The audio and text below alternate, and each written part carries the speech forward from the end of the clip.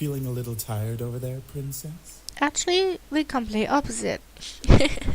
Hey guys, Valkyrie here. This is Seduce Me the Otome, episode I don't know what of Matthew's playthrough. And we left off here and we're doing the house party. So, yeah, let's get into it. Yeah, it's been a long day. At least tomorrow's the weekend so I can sleep in. Then it hit me. Wait, where are you all going to sleep? We found some guest rooms on the opposite end of the house from the master bedroom. I'm sure those will do just fine. Ah, got it. Alright then, I'm heading to my room to study and sleep. I guess I'll see you all tomorrow?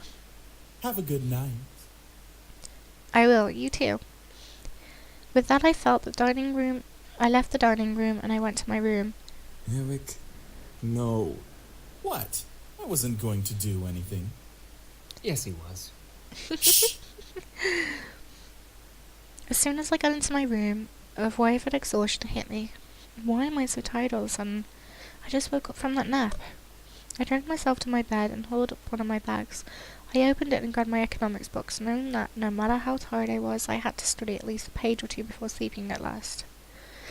The words on the page scrambled in my mind as I read through them, but after 2 or 3 tries, I had managed to understand what was on the page was about. Equations. Ugh. Finally, I decided to change into my pajamas and head to bed. Today had been a long day and I needed to rest. Hopefully tomorrow would be better. 3 days of surprises in a row would kill me. With that, though, thought in my mind, I drifted into sleep, embracing the darkness of my slumber.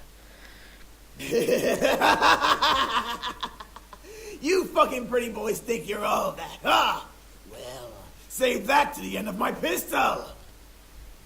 Huh? What's going on? I couldn't move my body. I felt like I was tied up, and I couldn't see anything beyond the darkness that surrounded me. Yet I could hear the sounds of a heated argument coming at me from all directions. One move and she gets it! Let her go! Nephew? Come on, chicken shit. Fight us like a real man. Like you scare me, Sam! Come on! Take one step, I dare ya. Why can't I see? Stay away from her, Malix! And what are you gonna do, nerd boy? Suddenly I felt myself being pulled to one side and my arms wrapped around my body protectively. I've got you. Don't worry. Huh? Eric? As I was held in a tight embrace, I felt the world around me once again settle into a low, peaceful hum. The hostility of the dream before had faded into the blackness of my arms around me rocked swiftly. Slowly then my eyes fluttered open and I looked at the person holding me. Damien? I stared into the eyes of Damien. His face was painted with worry and concern. I knew he must have seen my dream. Why did I dream of Eric holding me, though? You can't control your dreams. Oh well, I guess you're right. Are you okay? Yeah, I'm fine. Thank you. What time is it? It's 9 a.m. James and I were making breakfast when well... You can't control your mind reading? No. Not yet, at least. I hope to learn eventually, though. Is everything alright? Yeah, I'm alright. That's good. I'm assuming you had a nightmare. Yes, I'm sorry for disturbing you both. You didn't disturb us, miss. Besides, we'd rather make sure you're okay before anything. Oh, thank you. Now, why don't you come downstairs with us and have some breakfast? I'm sure some nice food will take your mind off of what you dreamt of. It was embarrassing to be the damsel in distress once again, but I felt rather happy that James and Damien was concerned for me. Despite only knowing me for a short time, I wasn't sure if it was just courtesy or if they were genuinely concerned. I couldn't exactly read their minds. Alright. The 2 boys led me back to the dining room where the smell of bacon and eggs danced in the air. The smell wafted from the kitchen and made its way into the room and making my stomach growl in need. Breakfast smells good. We should be done with breakfast soon. If you want to sit down at the table, you can. I nodded before sitting down. As I sat down, however, my mind drifted back to the dream I had. That feeling of hostility around me made my body shudder instantly, even though I knew it wasn't real. However, as my eyes closed, I felt a hand place itself on the top of my head, breaking me out of my thoughts. Huh? Morning. You alright? Yeah, I'm fine. Sam, the owner of the hand on my head, raised an eyebrow at me before rustling my hair and moving away to sit down at the table. He then barked towards the kitchen where Jameson was working. Hey! Is the food done yet? I'm starving! There's no need to yell, Sam! You're yelling too! Don't argue with me! From behind me, Eric appeared and sat beside me, rubbing his temples in obvious annoyance. Can we not yell this early in the morning? It's not like we're in the castle. Castle? For some reason, when I heard the word castle, I couldn't help but yell in surprise. These guys had a castle? Sam looked at me and smirked at my reaction. Yeah, we have a castle back home. Our dining room's 10 times bigger than this room. And wouldn't it be logical to not yell? Whatever. Soon James and Damien appeared, hands full of plates that carried bacon, eggs, toast, and waffles. They placed the plates down by each set before seating themselves. My favorite. Finally. Thank you for the breakfast. It looks amazing. It's our pleasure. All of a sudden, my phone began to ring, ushering me to pull it from my pocket and answer. Hello? Hey, good morning. Guess who's at your door right now? Right in cue, there was a knock from the lobby door. My heart stopped. Suzu and Naomi were here? I'll get it. My heart quickly began to pound in my chest. Matthew was in the lobby, and he'd get the door first. I instantly jumped out of my chair and rushed to the dining room. As I passed through the archway between the dining room and the lobby, I saw Matthew reach the door and to the bar and handles, causing the world to go slow motion. Matthew, don't! But before my words could reach his ears, Matthew had opened the door and revealed the surprised faces of Naomi and Suzu. The world around me stopped, and Suzu and Naomi kept their eyes on Matthew, who merely stared back in fear and embarrassment. I could feel the air go from warm to freezing in a matter of seconds. Hi? I could not believe this was happening. How was I going to explain this? This week was already so bad enough. To make matters worse, I had frozen in place. Please, for God's sake, someone do something other than stand there. Who are you? Suzu, let me explain. What's going on here? Who's at the door, Matthew? Oh. Soon the other incubi appeared in the lobby. The situation was not getting pretty. I had to think fast. There are visitors there in your heads. There are my brothers. There are visitors there in the head. Visitors there in your head. There are visitors. Then why did one of them open the door? Yeah, that doesn't make any sense. It was no use. There was no time to lie to them. I felt helpless. Then I felt a hand on my shoulder and felt the intention in my body almost fade away. I turned my head to see James smile at me before stepping in front of me. We must apologize, ladies. We know this situation must be confusing for everyone. Let's take this to the dining room and we'll explain everything. I stared at James wide-eyed. Was he going to tell him who they were? Everything seemed surreal. Before I knew it, I was led to the dining room along with Suzu and Naomi, sat across from the confused Graces. As Naomi and Suzu sat down, Eric and Matthew placed their untouched plates of food in front of them, surprising their guests. Whoa, this looks amazing. Thank you. Our pleasure, ladies. We hope you enjoy your meals. Make sure you dig in. I looked at Naomi and Suzu and they began to eat, visibly enjoying their every bite. They placed in their mouth. Hopefully the food would ease their minds for whatever James wanted to reveal. As Naomi and Suzu ate their important meals, James and the other boys stood behind my chair, making me grow even more red in the face. So, Anderson, are you gonna tell us what's going on? Well, you see, Gently James placed a hand on my shoulder again, signaling me to just eat my food as I began to eat. He spoke to Naomi and Suzu. We are Miss Anderson's house servants. We were hired by her late grandfather to help around the mansion, but since he has passed, we now assist Miss Anderson with living on her own. That makes sense. It's such a huge house. A huge house for a wonderful princess such as Miss Anderson deserves the greatest of servants to care for it. But why are you all dressed so casually and stuff?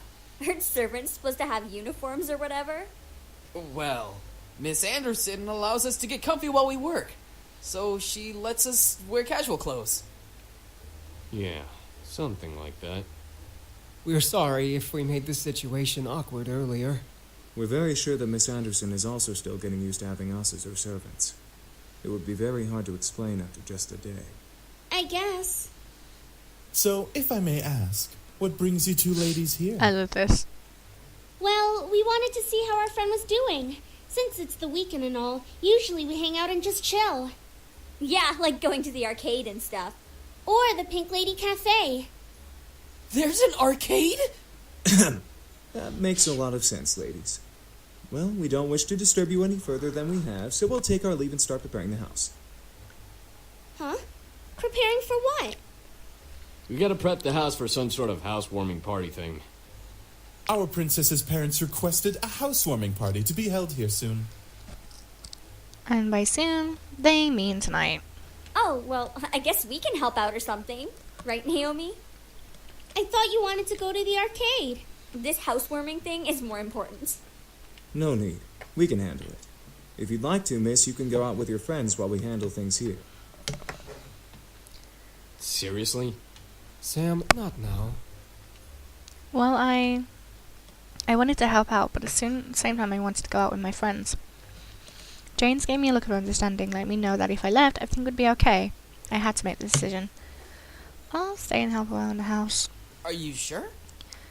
I'm sure, besides this is my housewarming party, I should help out too. Want us to help out as well? I think we've got it all taken care of. Thanks though, girls. All right. We'll head on out then so we're not in the way. Sorry guys, I'll hang out with you guys soon. It's all good, Anderson. We'll definitely come to the housewarming party tonight. Thank you. I led them back to the lobby and walked them through the doors, opening it for them with a thankful smile. They both gave me hugs before walking out to Naomi's car, which was parked in the driveway. And with that, they left. I was happy that they wanted to help, but I had to do this on my own. It was not their work, so I don't want to force it on them just because they were my best friends. We had the entire day to work. The party was tonight and we had to do all we could to make everything right. We sat down and talked about what we needed to happen before the party started that night. Each guy had been assigned a different part of the party to do. Right after lunch we began to work. Since everything was taken care of by at least one incubus, James told me I could assist one of them and question who was. Matthew with the cooking. I walked into the kitchen and instantly looked over at Matthew, who was quickly slicing up strawberries and placing them into a nearby bowl. I walked over and looked over his shoulder to watch. Matthew didn't seem to mind, so I decided to ask him a question. What are you making? I'm going to make a large batch of strawberry cupcakes. These strawberries are going to be the top pieces. Oh, that sounds delicious. Can I help? Yeah, I kinda hoped you would. Can you start by making the batter for the cupcakes? I put the ingredients and some directions on the counter over there. I nodded before heading over to the other counter, where a string of ingredients and a small note card of directions sat there ready. I smiled and began to work, mixing the ingredients and pouring the batter into the cupcake tins. I had to admit I made a little bit of a mess, but I felt like the cupcakes were still fine. There we go. Now we just need to wait. As I turned to face Matthew, I noticed Matthew's red face. I tilted my head before he walked over and moved his hand a bit towards my face. He stopped, however, looking to me to permission. Not to him. Matthew continued to move his hand towards me, gently brushing a finger off my cheek. My senses tripled, feeling his finger wipe over a small stain of powder and a cream that had landed on my face. You got a stain. Matthew's finger was ginger and timid, wiping the stain off my leg with as little contact as possible.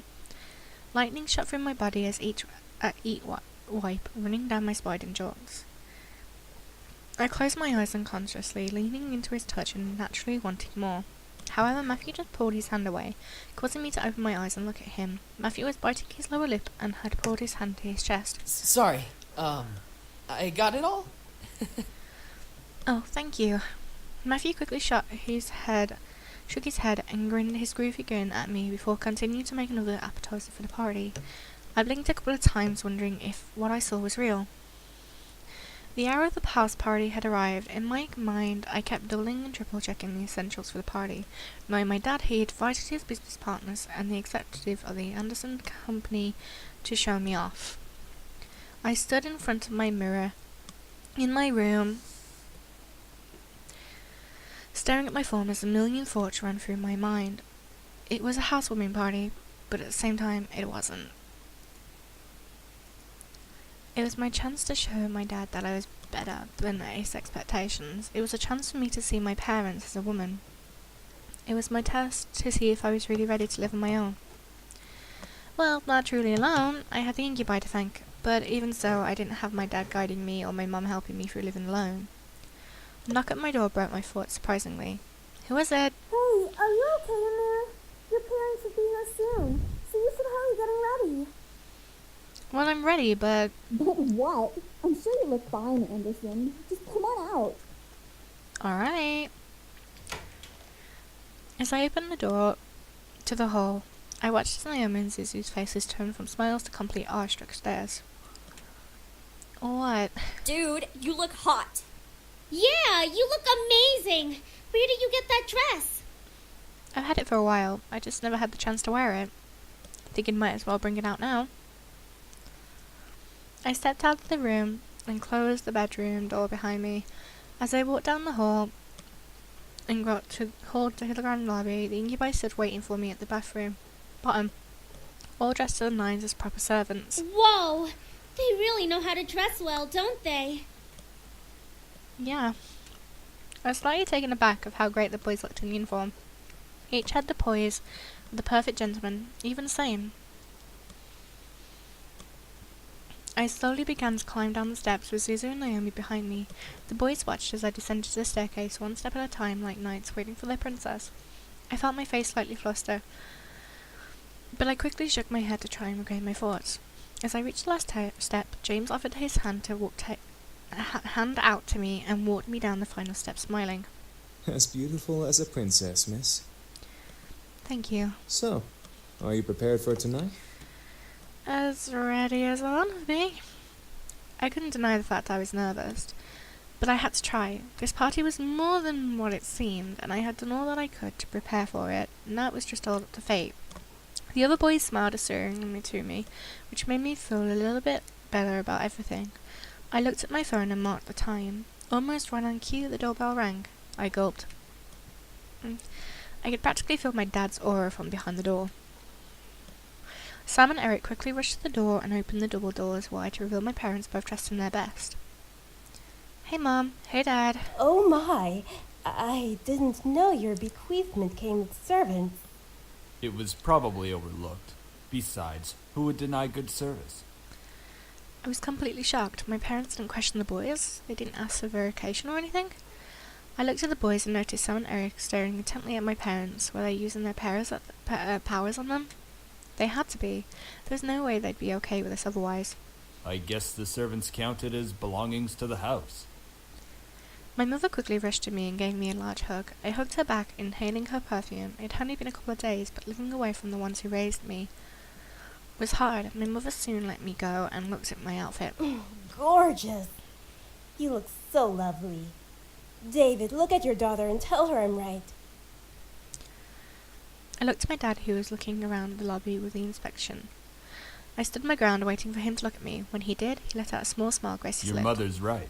You look like you're all grown up. The world around me stopped as my heart pounded in my chest. Did my dad just compliment me on his own accord? My mother was grinning ear to ear with his words. I was beyond speechless. Thank you, Daddy. However, his cold face quickly returned as he began to look around once again. I assume that you're ready, then, to impress the rest of the guests, correct? What do you mean? The entire board from Anderson Toys is coming tonight. Even the vice chairman's son will be coming. All of them will be measuring your potential. My potential? To become CEO of the company. I knew it. Something was off about tonight, and I know this party had to become much more than I anticipated. I gulped silently, but I nodded in response and looked to the incubi that would continue to be servants from my father's approval. I looked behind me and saw Naomi and Susie raise their thumbs to me for encouragement. I let out a small breath before feeling my body accept the situation. I felt a weight in my gut, but I knew I had to hide it. As if time zoomed forward, all of a sudden the main hall of the lobby was filled with guests.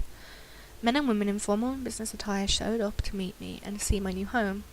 I didn't expect many to come, but I was once again surprised that night. I shook hands with many officials and executive members, putting on the professional face my dad trained me to have. I felt overwhelmed, but I hid it behind a small smile and handshake.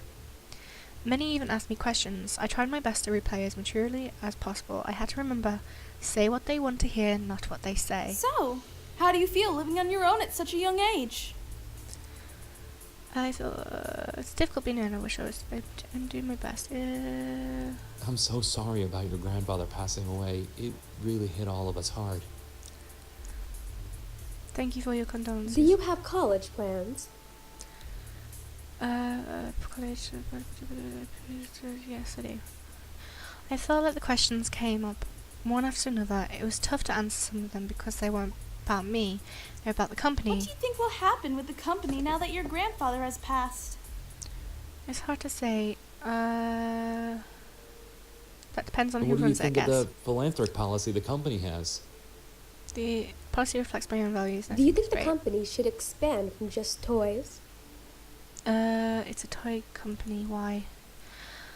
Eventually the questions stopped and I was back to being myself. Naomi and Zuzu were mingling in the crowds and the incubi were doing their jobs, so I was all alone with rooms of strangers.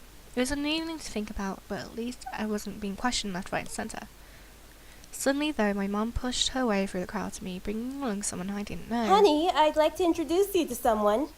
This kind gentleman is the son of the vice chairman. Give me a second, guys. My phone is just ringing. Sorry about that, guys. My mother-in-law phoned me. With my mother stood a man who looked only a couple of years older than me. He smiled and held out his hand to me, silently shaking, asking for my hand. Hi, I'm Andrew Lewis. It's a pleasure to meet you, Miss Anderson. Just nod to him. Andrew was slightly taken aback, but gently smiled and lowered his hand, with a nod in return. My mother smiled at both of us, which made me slightly concerned. Why was she excited to introduce me to Andrew? So, you organized this party very well, Miss Anderson. Today's been a day. Okay. Thank you. You're welcome. Praise is very much deserved. Andrew then chuckled nervously, bringing a soft fist to his lips to cover his laugh properly before smiling at me. I'm sorry if I seem a little forward. I've just been excited to meet Harold Anderson's granddaughter. Huh? Why? He used to talk about you all the time in the office on how you helped him refine his toys. I only attended meetings and heard all of the stories. You helped a lot with the success of the company without having to actually work there. Oh, wow. I didn't even know he talked about me. That would explain everyone's fascination with me, and there were other personal questions. I looked at Andrew, and he had a kind face to me. Something about him seemed off. I didn't know what it was. He seemed to be hiding something, whether it was good or bad. I was not able to find out. I felt someone walk up beside me, causing me to turn to them. Next to me was my dad, giving the cold stare to Andrew, who suddenly became tense. So, you're Jared's son. Andrew's body twitched slightly. Whether it was the fear or insult, Andrew locked eyes with my father. I couldn't help but feel the tension between them. It irked me how fragile the air had become, even to the break of the word. You're the one who wants to be the next CEO of the Anderson Company. Well... I stared at Andrew. This guy wanted to take my grandfather's place as CEO. And thought the vice chairman wanted the position. David, leave the poor boy alone. I'm merely testing the boy's conversational skills. Nothing wrong with that. Of course not, sir. And polite as well. Interesting. If you'll excuse me. Quickly, Andrew retreated away from my family, into the crowd of people. I watched as he disappeared into the crowd towards the back of the house. I was worried, but I gave him his space. He obviously needed it. He's not CEO material. Neither are you. That's because you practically interrogated the young man. A little questioning shouldn't have bothered him. He's obviously not ready for any title in our company.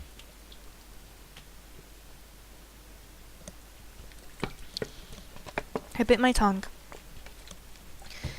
didn't want to make a scene with my dad. One wrong word and he'd lecture me in front of everyone. That's not something I wanted to at my housewarming party. I let out a sigh before walking to the clock. It's getting close to midnight, meaning that the party was going to end soon. I lowered my gaze out of the window and stared at the limo pull up. Whose limo is that? Oh, that must be Lewis's car. I'll go get him. Stay with your father so you can escort your guests out together. Yes, Mum. My mother left my dad and me to slowly escort the guests out. My dad held his simple smile as he thanked each person for coming. I did the same. Andrew quickly passed the doors before I could speak. Eventually only Zuzu, Naomi, my parents and the incubi were left. My dad suddenly walked over and placed a hand on my shoulder with a smile. I stared up at him, a wave of confusion washing over my face. What? You did good tonight. I'm proud. Oh, thank you, Dad. Keep it up and you'll be a good CEO. Oh, right. Alright, your mother and I have to leave. I'm sure Naomi and Suzu need to leave as well. Just because it's Saturday doesn't mean you should stay up all night. Alright.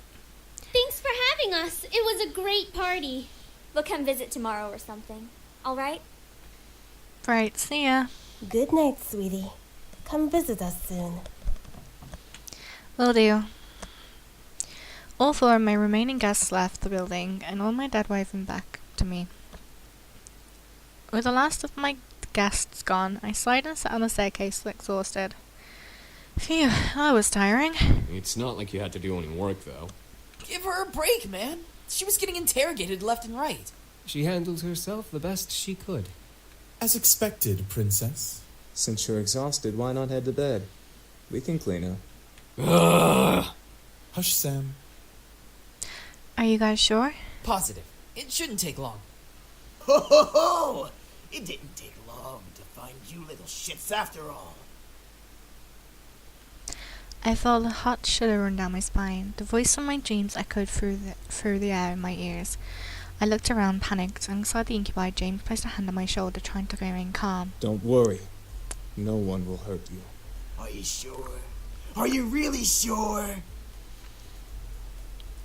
All of us shot our heads towards the doors, finally pinning down the direction of the voice. The doors quickly swung open, revealing a sight I would never, ever expect to see. Skin red as blood, eyes black and gold, piercing into mine, roughened up clothes, and a pistol in hand. I saw a monster. I covered my mouth not to scream at the sight. Dried blood covered the bandana around his neck. As he smirked at me and the boys around me, beside the red-skinned man was a similar-looking woman in matching fog-like clothes. Oh, what's the matter, boys? You really didn't think I wouldn't find you, did you? I hoped you would, you piece of... All of a sudden, the man raised the gun at Son's face, instantly pulled the trigger.